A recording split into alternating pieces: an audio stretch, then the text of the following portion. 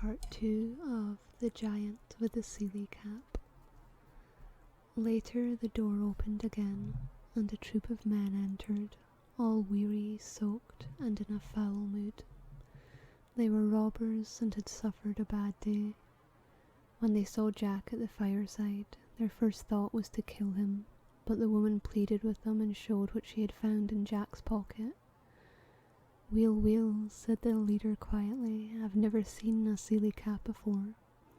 Lads, we must treat this lad we respect, and look after him. And see if else was in his pocket, said the woman, passing over the sealed scroll to the man. All weariness forgotten, the thief sat down at the table and rubbed his damp hands dry. Then carefully he unpicked the seal and opened the scroll. He read, My dear, when this vagabond hands you this scroll, listen to this, lads. Please have him executed forthwith. Your loving husband, King John. The robber whistled. This lad has made an enemy of the king, and we all are we not, lads? Aye, the men answered, grinning. When Jack awoke the next morning, the woman was stoking the fire, and there was a breakfast laid out for him on the table. His clothes had been dried and neatly folded, and he checked the pockets to make sure the letter and his Sealy Cap were still in place. After a good meal, he thanked the woman, who smiled at him fondly, and on he went. He arrived at the palace, and on producing the scroll with the king's seal, he was taken directly to the queen's chambers. He bowed low and presented the letter to Her Majesty. A little confused, the queen opened the scroll, and this is what she read. My dear, when this fine lad hands you this scroll, please have him married to our daughter forthwith. He has proved himself to be true and worthy of her love. Your loving husband, King John. The queen was not one to disobey her husband, and immediately set about arranging the wedding, which took place the following morning. For Jack and the princess, their marriage was not a burdensome demand, for one look had been enough to know how they felt about each other. The king arrived home the following day to find himself in the midst of great joy and feasting. On questioning his wife, his face took on a look that chilled the queen's heart, and she knew fear. But as a cloud passed from the sun, the king as quickly recovered, and gallantly welcomed his new son-in-law, despite noting with disgust the look of love between Jack and his daughter. Later in the evening, when much had been drunk and everyone was mellow, the king said mildly, Ye ken, Jack, as my son-in-law, it would have been customary for ye to achieve some great feat to win my daughter's hand. Would you be willing to please me by doing this? Jack did not notice the anxious look that passed between his wife and mother-in-law. Of course, sire, anything for you.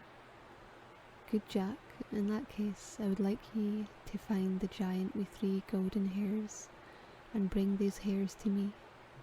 Where do I find this giant, sire?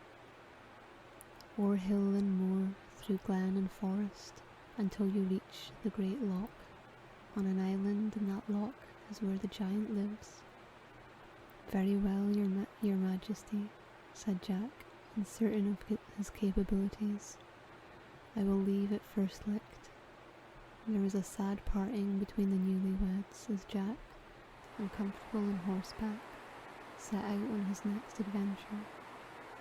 He travelled far, and by evening came to a village where he found hospitality for the night. However, he was struck by how dour the villagers were, and inquired as to why. Och, said one man, this village was renowned for its wine. Wine that flowed reed and rich fae that fountain in the village square, but noo it's dried up and we dinna ken why, and noo we've nae wine and Aberdeen's miserable. Weel, said Jack stoutly, I am journeying far to the giant with the 3 golden hairs, and it is said he kens mony things hidden frae man. If I can, I will find out and come back and tell you. The next day he travelled on, and by nightfall arrived at another village, and saw how sad the villagers were here too. One woman told him, "For years we've had a wonderful apple tree, and in season it bore golden fruit, enough to bring riches and happiness to each and every one. But these last 2 years there's been nae fruit, and we dinna ken why." "Weel," said Jack, "I'm awa' to see the giant with the 3 golden hairs, and if I can, I'll ask the reason for this and come back and tell ye." Some days later, Jack saw he was nearing a huge silver loch. Far out over the water, he could see an island. There was a small ferry boat waiting at the shore, and in it a disagreeable-looking man, surrounded by a huge accumulation of wealth, coins, gold cups, and jewels. "Good day, sir," said Jack politely. "Can you please row me to the island?" "Get in, then, and that'll be ane coin," said the man grumpily. Jack paid his fare, stepped into the boat, and sat down, looking around at all the riches piled around him. "May I ask ye a question, sir?" The ferryman looked up at Jack from beneath his dark and furrowed brow. "Aye." "Why, when ye have all this wealth, are ye still a ferryman?" The man let out a huge sigh. "Aye, if you could tell me who to leave this life, lad, I would gladly gie ye these riches. This is an enchanted boat, and I'm trapped rowing in it, for I dinna ken who to brak the spell." "Dearie me," said Jack, shaking his head. "Weel, I'm awa' to see the giant with the 3 golden hairs, and if I can, I'll find out and tell you on my return." "If you return," said the man moodily. "Mony day not, ye ken." Jack was silent for the rest of the journey, wondering what fate awaited him.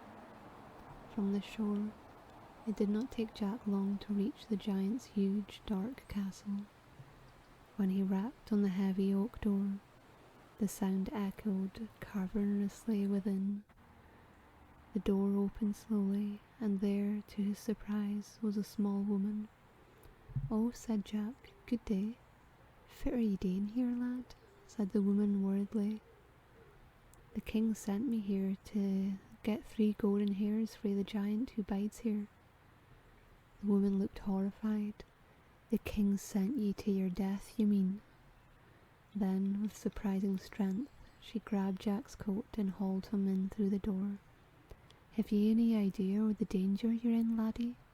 she barked as she dragged Jack through to the kitchen. "I'm beginning to," he said meekly. At the fear in his voice, the woman looked at him, and her angry expression softened. "You're just a bairn, look at ye." With that, she sat him down, and Jack told her of his story, of his sealy cap and his journey, marrying the king's daughter, and how well he had come to be at the giant's castle. When he had finished, the woman looked at Jack. "Well, I think I'll just have to help you, lad. Noo the giants will be returning soon, and you must hide, or else he'll hae you for supper."